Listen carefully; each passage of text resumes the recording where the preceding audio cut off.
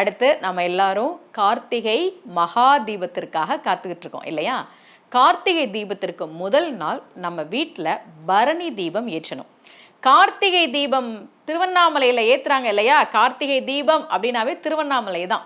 அங்கேயும் பரணி தீபம் ஏற்றுவாங்க. மாலையில் கார்த்திகை தீபம் ஏற்றுவாங்க, காலையில் பரணி தீபம் ஏற்றுவார்கள். ஒவ்வொரு வருடமும் கார்த்திகை மகா தீபத்தை தொலைக்காட்சியில் நேர்முக வர்ணனை செய்கிற ஒரு பெரிய பாக்கியம் எனக்கு ஒவ்வொரு வருஷமும். இந்த வருடம் நான் புதிய தலைமுறை சேனலில் நேர்முக வர்ணனை பண்ணுறேன். வாய்ப்பு கிடைச்சதுன்னா நீங்கள் பாருங்கள். இந்த பரணி தீபம் ஏன் ஏற்றணும், எப்படி ஏற்றணும் அப்படின்றது தான் இந்த பதிவில் நான் உங்களுக்கு சொல்ல போகிறேன்.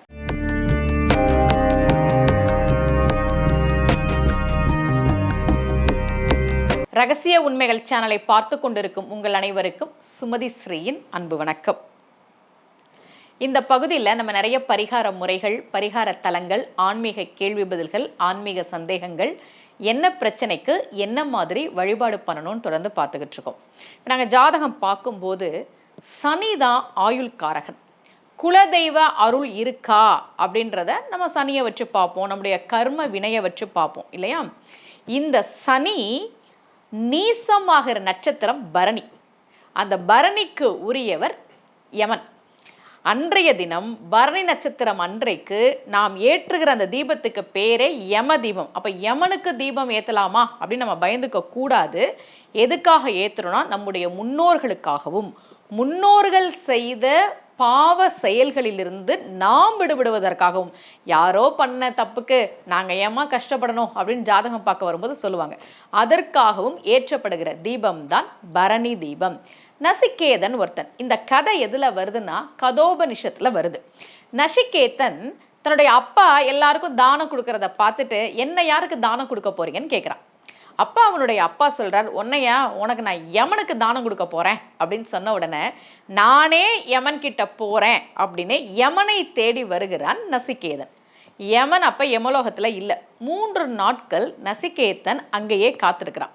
யமன் வந்து விசாரித்து பார்த்துட்டு 3 நாள் நான் உன்னை காக்க வச்சிட்டேனே, சரி நான் உனக்கு ஒரு 3 வரம் கொடுக்குறேன் கேளு அப்படின்னு யமன் வரம் கொடுக்குறான். வழக்கமாக சாமி தான் வரம் கொடுக்கும் இல்லையா? நசிகேதனுக்கு மட்டும் யமன் வரம் கொடுத்தான். அதில் 3வது வரம், இறப்புக்கு பிறகு, மரணத்துக்கு பிறகு என்ன நடக்கும்னு தெரிஞ்சுக்கணும்னு அவனுக்கு ஆசை. அதெல்லாம் ரொம்ப ரகசியம், இப்போ சொல்ல முடியாது அப்படின்னு சொன்ன யமதர்மன் கிட்ட நசிகேதன் கேட்குறான், நான் வர்ற வழியெல்லாம் ஒரே இருட்டாக இருந்ததே, இப்படிதான் யமலோகத்துக்கு வர்றவர்கள் கஷ்டப்படுவாங்களா?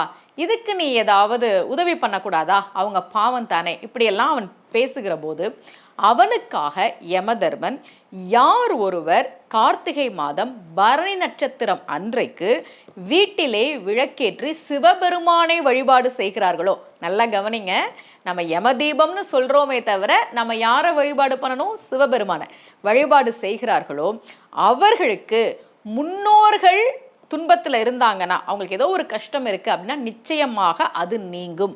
அதே போல் முன்னோர்கள் செய்த பாவம், தோஷம் அவர்களை தாக்காது, அவர்கள் வீட்டில் துர்மரணம் ஏற்படாது. இப்படி யமன் வரம் கொடுத்த காரணத்தால் பரணி நட்சத்திரம் அன்றைக்கு நாம் வீட்டிலே பரணி தீபம் ஏற்ற வேண்டும். எப்படி ஏற்றணும்னா 5 அகல் விளக்கு எடுத்துக்கோங்க. அதை வரிசையாக 5 பக்கமும் பார்த்த மாதிரி ஒரே தட்டில் வச்சு நம்ம ஏற்றணும். அது ஏன் 5 விளக்கு? அதுக்கு ஏதாவது கணக்கு இருக்கானா? பஞ்சபூதங்கள், நிலம், நீர், காற்று, நெருப்பு, ஆகாயம், அந்த கணக்குக்காக 5 தீபங்கள் நெய் தீபமாக ஏற்றினா நீங்கள் சிறப்பு. உங்கள் வீட்டில் நீங்கள் பூஜை அறையில் ஏற்றலாம். நாங்கள் வீட்டு வாசலில் ஏற்றலாமா? ஏன்னா நம்ம தீபாவளி சமயத்தில் உங்களை நான் யம தீபம் ஏற்ற சொன்னேன். அது நம்ம வீட்டு வாசலில் ஏற்றணும். வீட்டு வாசலில் ஏற்றலாமான்னா ஏற்றலாம்.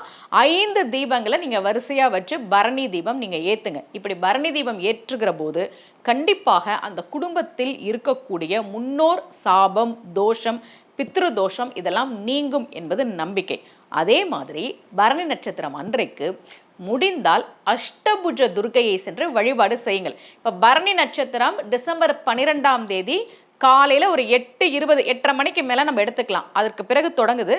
டிசம்பர் 13ஆம் தேதி காலையில் 6:30 மணி வரைக்கும் இருக்குது. இப்போ நான் எப்படி பரணி தீபம் ஏற்றுவேன் அப்படின்னா, அந்த பரணி நட்சத்திரம் தொடங்குதுல்ல, அந்த நேரத்தில் தீபம் ஏற்றிட்டு அதை குளிர விட்டுட்டு திரும்ப சாயந்தரமும் பரணி நட்சத்திரம் இருக்கு மாலை நேரத்தில், அந்த நேரம் ஏற்றிட்டு மறுநாள் காலையிலையும் பரணி நட்சத்திரம் இருக்கு, அப்பயும் அந்த தீபத்தை வந்து நான் ஏற்றுவேன். உங்களுக்கு எப்படி வசதியோ பார்த்துக்கலாம். ஆனால் பரணி நட்சத்திரம் அன்றைக்கு 5 தீபங்களை வரிசையாக ஒரே தட்டில் வட்ட வடிவத்தில் ஏற்றுவது சிறப்பு. அன்றைய தினம் அஷ்டபுஜ துர்கையை வழிபாடு செய்தால் இன்னும் சிறப்பு. உங்கள் ஊருக்கு பக்கத்தில் அஷ்டபுஜ துர்கை கோவில் இருக்கான்னு பாருங்க. பரணி நட்சத்திரம் வருகிற போது அஷ்டபுஜ துர்கையை வழிபாடு செய்து வீட்டில் பரணி தீபம் ஏற்றுகிற போது அந்த வீட்டில் உள்ளவர்கள் நன்றாக இருப்பார்கள். எந்த ஒரு தோஷமும் சாபமும் அவர்களை அணுகாது. அன்றைய தினம் சிவபெருமானை வழிபாடு செய்ய வேண்டும். நான் உங்களுக்கு நிறைய பதிகங்கள்லாம் சொல்லி கொடுத்துருக்கிறேன். உங்களுக்கு தெரிந்த பதிகங்களை சொல்லி சிவபெருமானையும் வழிபாடு செய்யுங்கள். கண்டிப்பாக பரணி தீபம் ஏற்றுங்கள், நிச்சயமாக ஒரு மாற்றம் தெரியும். இதே போல மீண்டும் ஒரு பரிகார முறையோடு உங்கள் அனைவரையும் சந்திக்கிறேன். அனைவருக்கும் அன்புடன் சுமதி ஸ்ரீ.